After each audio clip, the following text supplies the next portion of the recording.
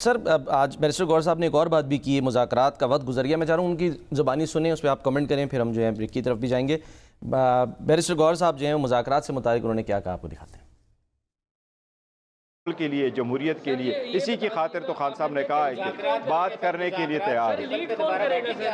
احتجاج کو لیڈ کون کرے گا؟ خان صاحب خود لیڈ کریں گے. فی الحال تو مذاکرات کسی کے ساتھ نہیں ہو رہے ہیں اور مذاکرات کے لیے بڑا ٹائم دے دیا، بٹ کچھ نہیں ہو سکا. لیکن اینی مذاکرات ہو جائے تو نتھنگ لائک اٹ، لیکن ہوئے نہیں اور ہو نہیں رہے. اب مذاکرات کا میرا خیال ٹائم ختم ہو گیا. اب جو کچھ ہوگا خان صاحب نئے ہدایات دیں گے.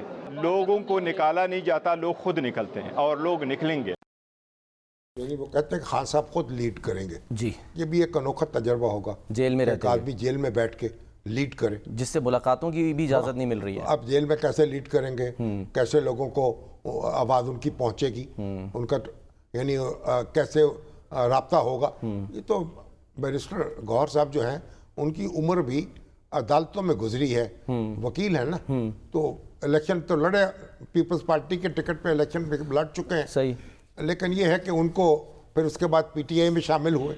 اتزاز احسن صاحب کے چیمبر میں تھے، بڑے اچھے وکیل ہیں. لیکن آپ ان کو یہ بتا دیجئے، کوئی نسخہ سمجھا دیں مجھے، کون سی ٹیکنالوجی ہے جس میں جیل میں بیٹھ کر خان صاحب اس کو لیڈ کر سکتے. سر اگر خان صاحب جیل میں بیٹھ کر سینٹ کے الیکشن میں فارمولہ جو ہے وہ منظور کرا سکتے ہیں تو پھر اب آج سر وہ دیکھیں وہ معاملہ بھی حل ہو گیا. 26 ارکان کا ان کو بحال کر دیا گیا، کیونکہ معاملات بھی حل تو ہو رہے ہیں نا. وہ دیکھیے خان صاحب جو ہیں وہ تو ایک لسٹ ان کے پاس گئی، انہوں نے اسے اپروو کر دیا. اب یہ تو تحریک چلانا جو ہے وہ تو آپ کو 24 گھنٹے یعنی متوجہ ہونا چاہیے ان کو، اور کمان کرنی ہے نا.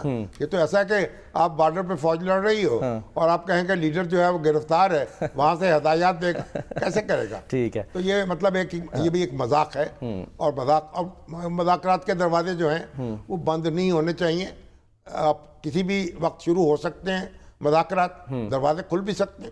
تو ان کو چاہیے بیرسٹر صاحب کو اتنے دل گرفتہ نہ ہو، ٹھیک ہے، اور پھر اپنی ذمہ داری بھی سنبھالیں. ٹھیک ہے. چلیں سر، ایک 26 ارکان جو تھے جو معطل کیے تھے پنجاب اسمبلی میں، جی ہاں، وہ ڈپٹی اسپیکر نے آج ان کو بحال کر دیا. جی ہاں سر، دکھا دیں ذرا کیا اعلان ہمارے کیا. جو اسپیکر ہیں جی ہاں، ملک احمد خان، وہ تو اس وقت بیرون ملک ہیں، برطانیہ گئے ہیں، لیکن انڈرسٹینڈنگ تو ان کی ہو گئی تھی نا، ان کو واٹس ایپ بات کیا چیت گیا ہو گئی تھی. تو انہوں نے کہا کہ بھئی اب آئندہ سے طے ہوا ہے کہ احتجاج کے حدود کیا ہوں گے، اور قائدے ایوان جب آئیں گی مریم بی بی، اور جب قائدے حزب اختلاف تقریر کریں گے تو ان کی تقریریں سکون سے سنی جائیں گی، اور احتجاج کیا جائے گا تو اس کی بھی حد ہوگی. تو یہ سارا طے ہوا ہے. تو اس کے نتیجے میں ان کے اوپر جو پابندی لگائی گئی تھی کہ وہ شرکت نہیں کر سکتے، وہ سیشن میں نہیں آ سکتے، وہ پابندی واپس لے لی گئی ہے. سر ایک بریک کا مجھے کہا جا رہا ہے وہ بھی ختم ہو جائیں گے.